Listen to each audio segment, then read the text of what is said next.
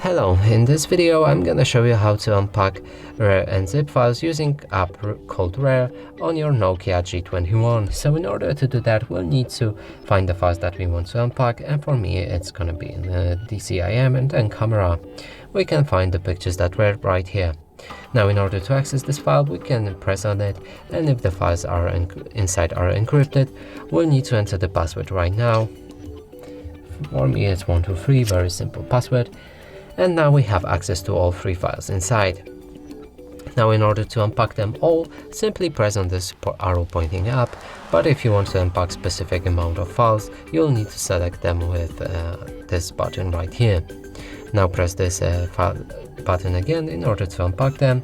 Here you can click browse and set destination where the files will be unpacked, and for me it's going to be movies. You can select to ask before overwrite without prompt, or skip existing files. You can enable to keep broken files, do not extract paths, or display extracted files. After everything is set, click OK, and that way the files will be unpacked. Now we can move to the movies folder. And here we can find 3 pictures that we've just unpacked.